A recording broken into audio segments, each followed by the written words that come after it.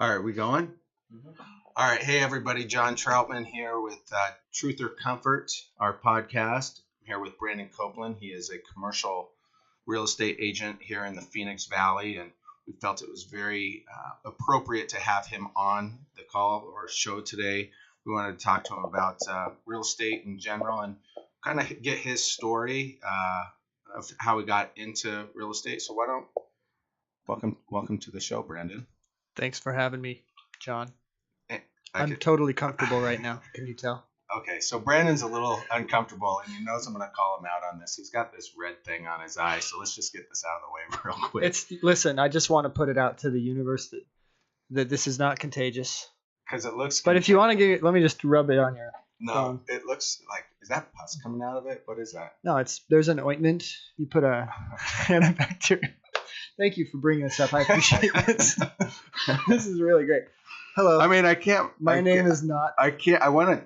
It's like, what is that? Something about Mary Molly or whatever. No, that was it. Anyways. I appreciate that. Yeah. Thank okay, you. let's move on. No, that's good. This is a good icebreaker. Listen, it's out I of the way. feel great now. Jeez. You don't have to hit stuff. Now he's getting angry, folks. All right. So let's go ahead. All jokiness aside for just a second, how did you get here in the Phoenix Valley, and how did you get started in commercial real estate? Okay, great questions, John. Thank you. Mm-hmm. Thank you.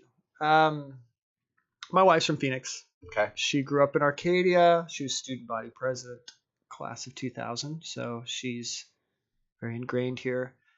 And we met up at BYU. Good LDS family here. Amen. And her family's down here. I just moved down here because my family are transients in the military, so we have no home per se. And I took over. I was planning to take over her father's jewelry business. That's what brought me down here. Really? Yeah. And as soon as I started that business, I hated it, and I decided to quit. Quit the dad's business, the family business, huh? Yeah, it was a terrible business.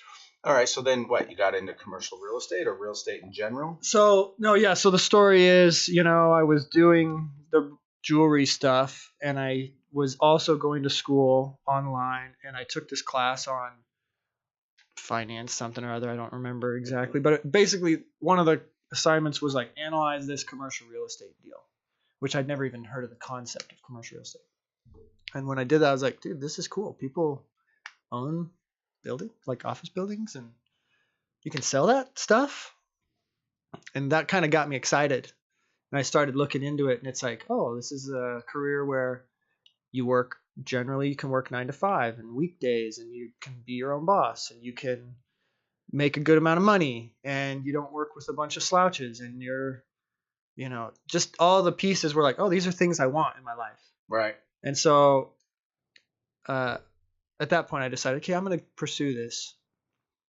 How much more detail you want? I can keep going. No, it's good. I mean, I imagine like people that don't think about commercial real estate, when I think about it, like, because when we look at stuff, it's usually in that 9 to 5, where if it's residential, it's typically after 5, right? Or weekends. So you kind of have a more of a traditional work hours. Yeah. Yeah, it's like bank hours, Right. kind of. I mean, you're working with businesses, so you're working business hours. Do you have a lot of competition?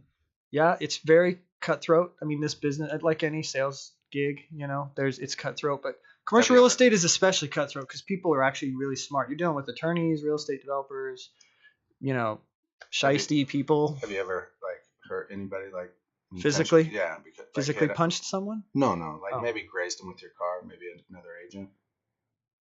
Okay, No. I could tell you don't want to talk. No, about I it. don't want to. I have a statute of limitations that I need to wait. We'll wait. Wait We'll wait till next year, a couple years to talk about July of 2019. So how many years have you been in commercial real estate now? So October this year completed my 12th year. Wow. Yeah. You've been doing it a while. Yeah. That's why I have this gray hair on the side. I shaved it off. I see that. There's some gray Just hair. for men or something. Mm-hmm. So you're mainly in Central Phoenix. What kind of projects or properties do you sell? Is it all over? Like, if you could... So I actually get asked this question a lot by, people who are trying to decide if they want to hire me. Mm-hmm. What's your deal? What do you specialize in? And so what I like to tell people is that okay. This is a job interview. Yeah. Oh shoot. No, I'm really nervous.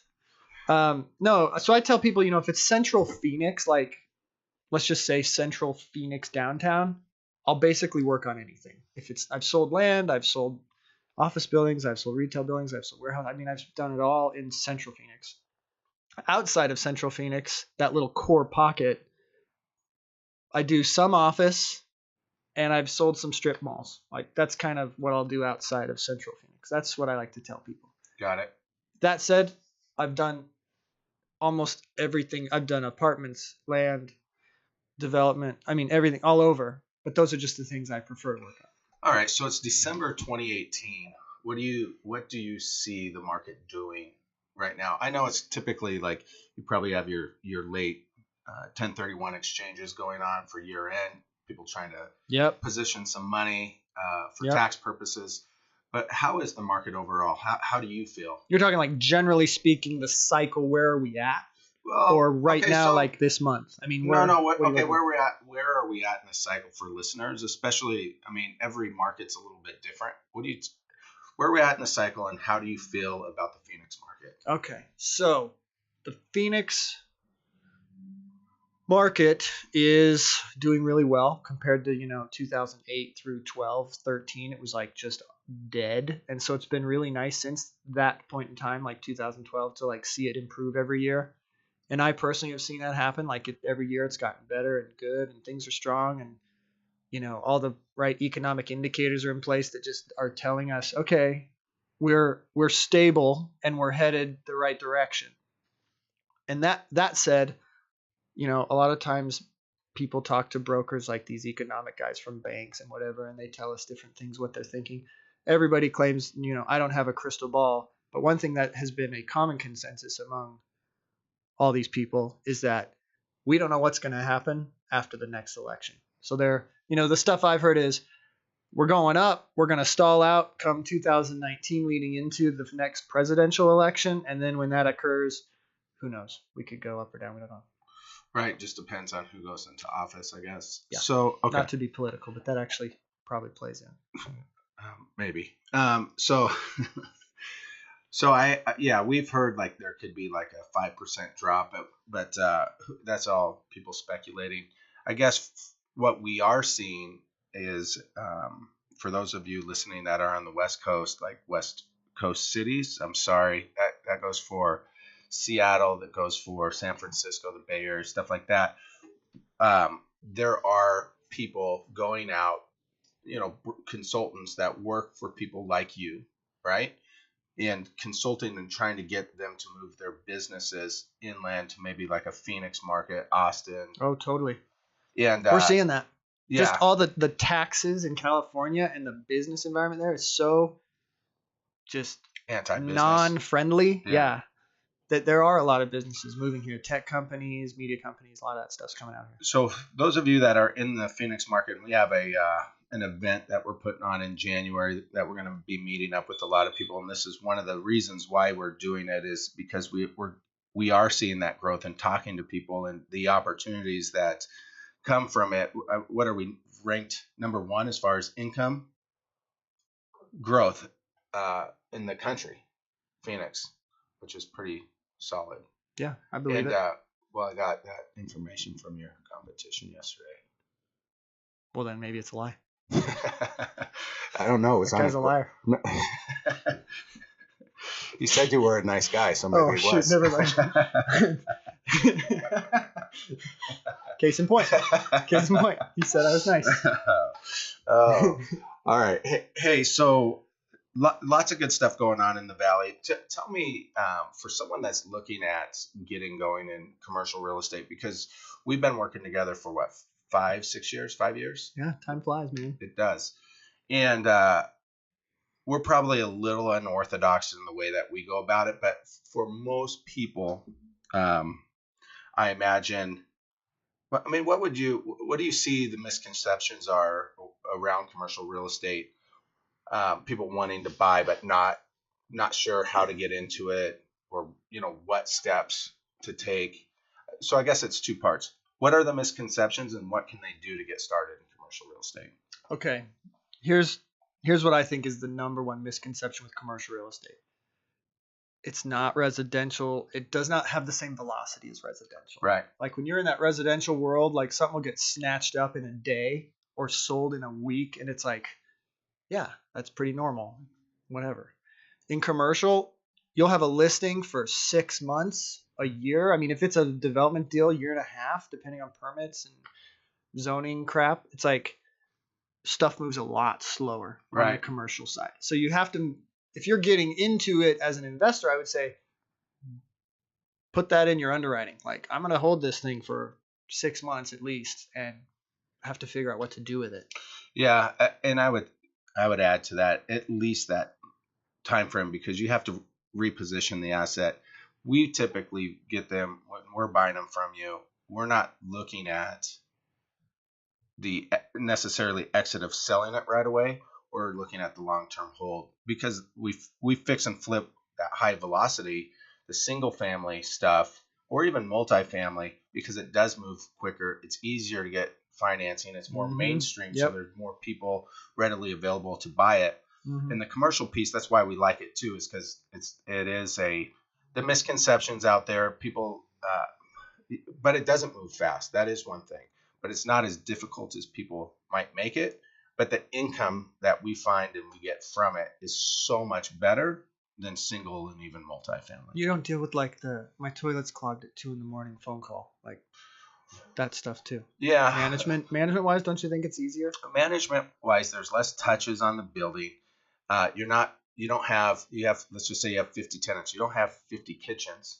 You don't have 50 things to fix. You don't have 50 evictions that you have to go through. When people have a business and it's not successful, what we found, they just move out.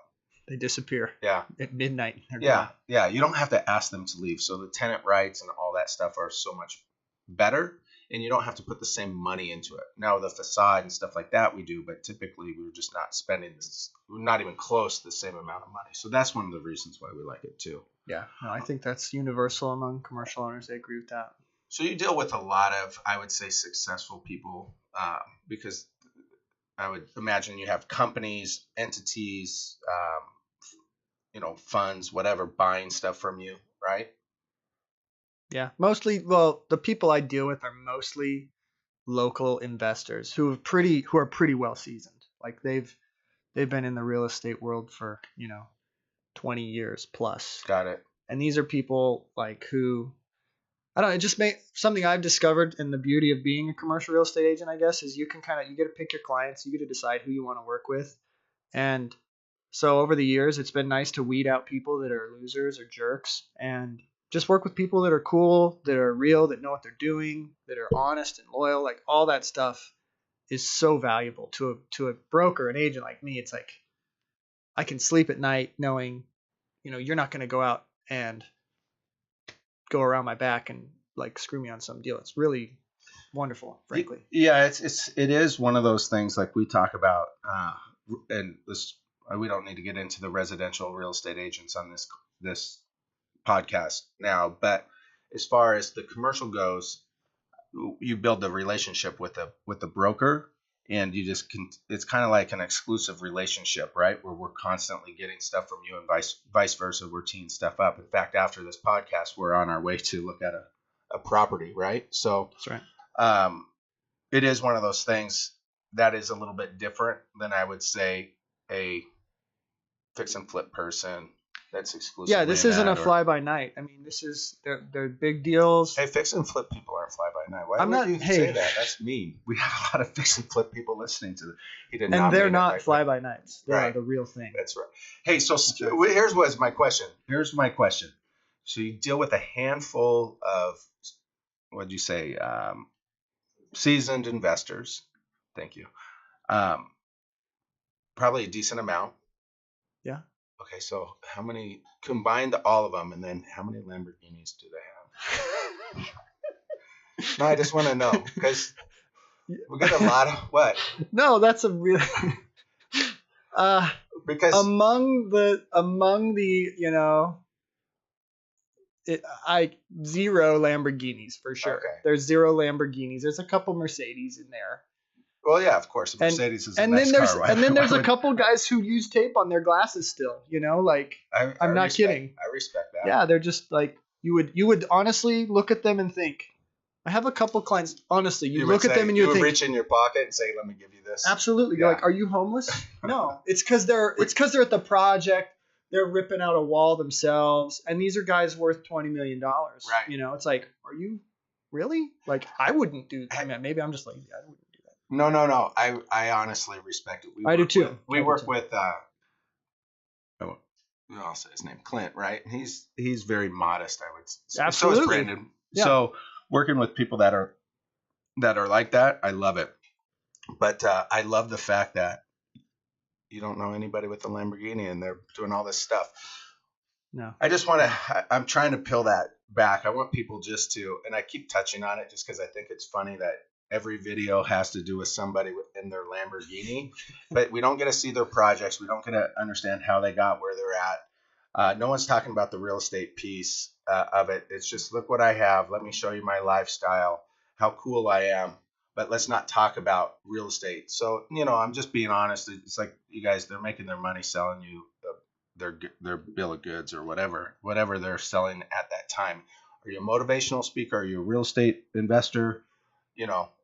Currency trader? I mean, you're a jack of all trades, whatever's selling that day. And then look at my car. So yeah. I don't know. We've been laser focused on our model. Our model is a little unique. Brandon's a huge piece of that. He does our commercial real estate in the Valley with us. So as far as that goes, that's why we wanted him on today. You guys, you can't contact him, though. There's a no contact rule. If you listen to this podcast, you can't contact. Unless you want to buy one of our buildings, then you can contact him directly. Or if you're already an existing client. Or you're just cutting everybody off now? I'm out. Yeah.